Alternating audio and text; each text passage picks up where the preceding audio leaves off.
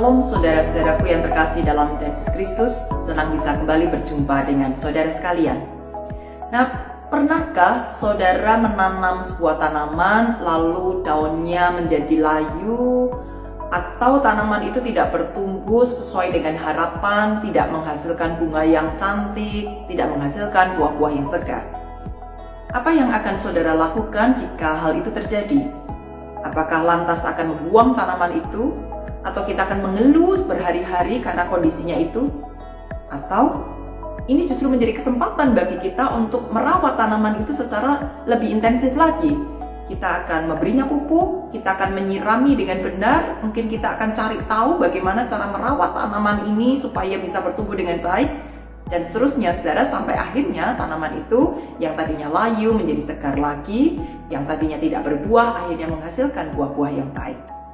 Seorang yang hobi berkebun justru akan menikmati saat-saat seperti ini, ketimbang setelah ia menanam sebuah bibit tanaman, lalu tanaman itu terus tumbuh sendiri, tidak harus kita sentuh, tidak harus ada perawatan khusus, kita tidak usah ngapa-ngapain saudara, dan tanaman ini tumbuh dengan sendirinya. Itu sama sekali tidak menyenangkan, karena seorang tukang kebun akan dianggap berhasil justru ketika dia bisa merawat tanaman yang sulit untuk tumbuh, tapi akhirnya bisa berkembang dengan baik. Nah, bukankah demikian dengan kondisi kita sebagai manusia? Ketika kita memiliki kekurangan, kita mengalami kegagalan, justru disitulah kesempatan sang tukang kebun sejati untuk memberikan perawatan, memberikan sentuhan-sentuhannya kepada kita, sehingga kita bisa bertumbuh dan berkembang dengan lebih baik.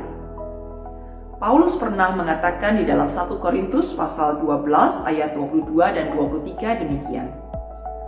Malahan justru anggota-anggota tubuh yang nampaknya paling lemah yang paling dibutuhkan. Dan kepada anggota-anggota tubuh yang menurut pemandangan kita kurang terhormat, kita berikan penghormatan khusus. Dan terhadap anggota-anggota kita yang tidak elok, kita berikan perhatian khusus. Saudara, apa yang terlihat kurang elok, yang terlihat kurang baik, justru mendapatkan perhatian khusus, justru mendapatkan penempatan-penempatan yang terhormat. Kenapa, saudara? Karena Allah kita adalah Allah yang kasih. Ia tidak mau memperlakukan orang-orang yang dalam kondisi kurang baik untuk diabaikan. Justru inilah kesempatan Allah membagikan dan membuktikan cintanya kepada umat manusia dengan menerima kita yang mengalami kekurangan dan menolong kita supaya kita bisa mengatasi kekurangan maupun kesulitan-kesulitan tersebut. Oleh karena itu, ketika kita merasa memiliki kekurangan, entah itu secara fisik, entah itu wajah kita, entah itu keterampilan ataupun soal materi, saudara, kita tidak perlu minder, karena Allah menerima kita dengan cintanya yang sempurna. Dan ketika ada orang-orang di sekitar kita yang kita anggap atau yang dunia ini anggap memiliki kekurangan, kita pun tidak perlu meremehkannya, kita tidak perlu mendiskriminasinya, karena justru kita diajak untuk memberikan perhatian yang lebih kepada saudara-saudara kita ini. Jadi saudara, janganlah kita menjadi pengejar kesempurnaan secara lahiriah, karena semuanya itu akan membuat kita lelah dan sia-sia, karena itu tidak ada yang akan kita bawa pada kekekalan. Satu-satunya kesempurnaan yang boleh kita kejar adalah kesempurnaan citra Allah di dalam diri kita, yaitu kasih. Ketika kita sempurna di dalam kasih, maka kita tidak akan melihat hal-hal kekurangan itu sebagai sebuah bencana, melainkan justru sebagai sebuah berkat. Berkat karena itulah saatnya Tuhan merawat kita dengan lebih intensif lagi.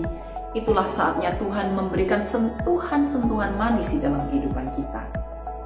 Dan itulah saatnya kita belajar meneladani kasih Kristus ketika kita berbagi, kita menerima, kita memberi kesempatan, kita mendukung orang-orang di sekitar kita, apapun keadaannya, sehingga mereka semua juga boleh mengalami kemajuan, mereka semua bangkit, dan mereka semua bisa memberikan yang terbaik dari dirinya masing-masing.